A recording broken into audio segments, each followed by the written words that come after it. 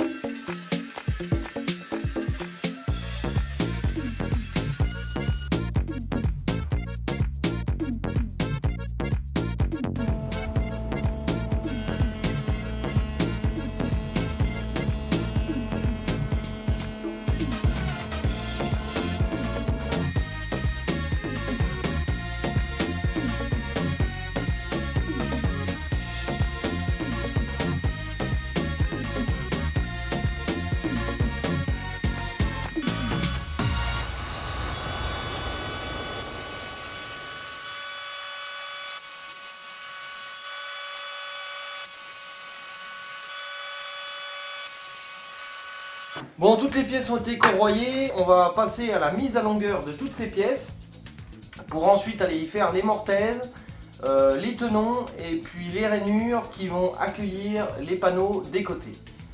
Bon, voilà. Allez, c'est parti, go!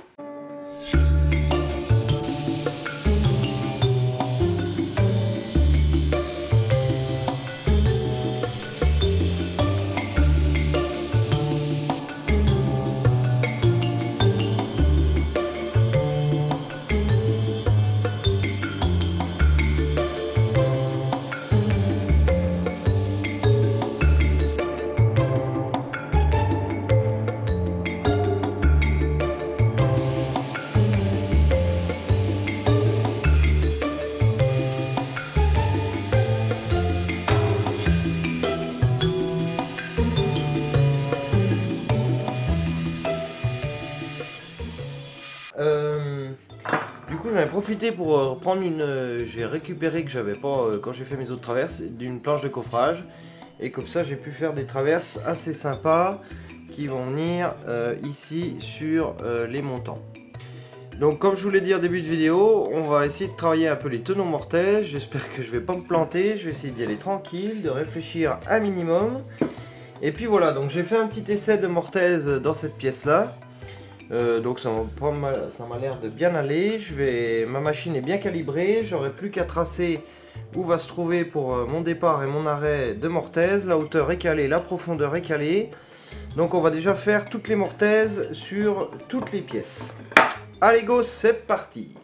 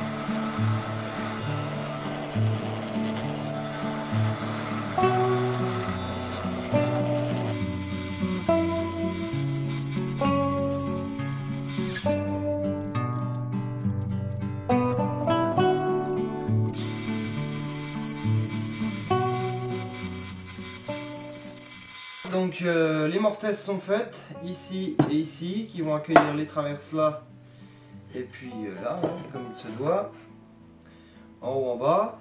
Et puis, donc toutes les mortaises sont faites, j'ai repéré les poteaux, on va s'attaquer aux tenons dans les traverses. Ce que j'ai envie de faire, c'est de venir scier à la scie circulaire tout le tour de mes tenons pour éviter que ça éclate quand je vais les passer à la toupie. Alors bon, je vais tester.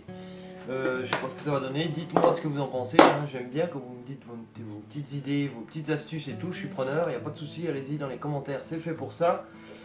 Donc je pense que je vais aller faire un trait de scie tout le tour, un léger trait de scie pour être vraiment sûr que l'outil vienne pas trop éclater. C'est du sapin, c'est de la planche de coffrage, c'est pas non plus un truc de dingue. Alors les amis, en fait je suis super content parce que du coup j'ai voulu juste faire le trait dessous pour pas éclater, mais en fin de compte j'ai fait le tenon complètement à la circulaire et bah franchement c'est une technique comme une autre et j'ai pas mal apprécié. Donc je pense que pour ce projet là je vais les faire tous à la scie circulaire, et puis dans un prochain projet où j'aurai à faire à la toupie au chariot à tenonner, j'essaierai, comme ça me permettra d'étudier les deux techniques. Mais franchement la circulaire, bah, le rendu est plutôt pas mal. En épaisseur du coup je suis nickel, ça rentre légèrement dans ma mortaise en force. Franchement c'est nickel, je pense que je vais les travailler comme ça. Allez go!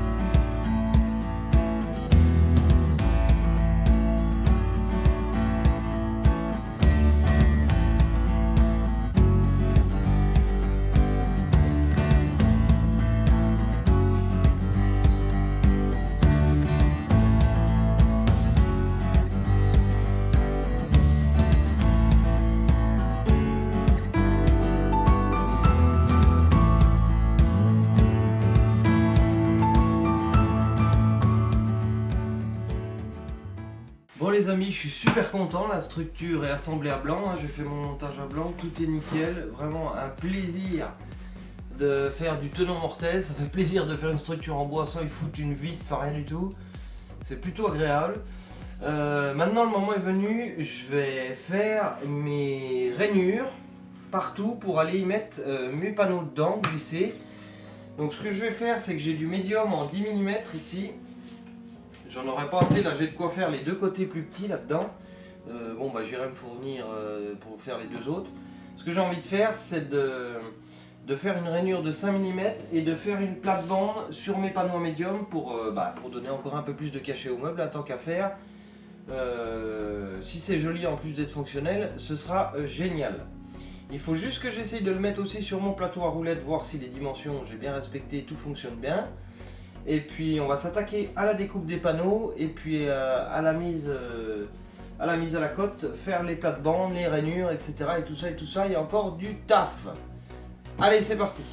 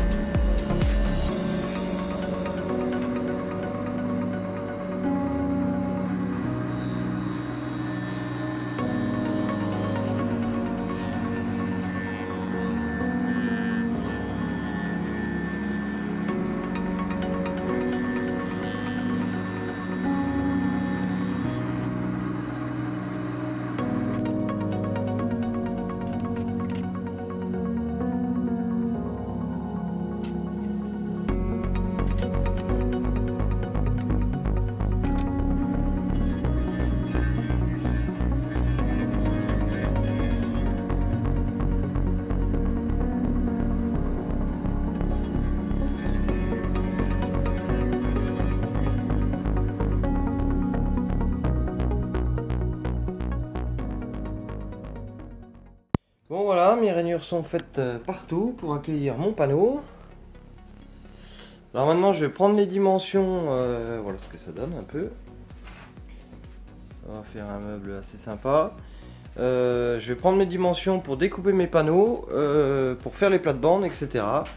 Et puis voilà, on va se faire ça en médium de 10. Vous avez la lampe en pleine tronche, c'est pas génial.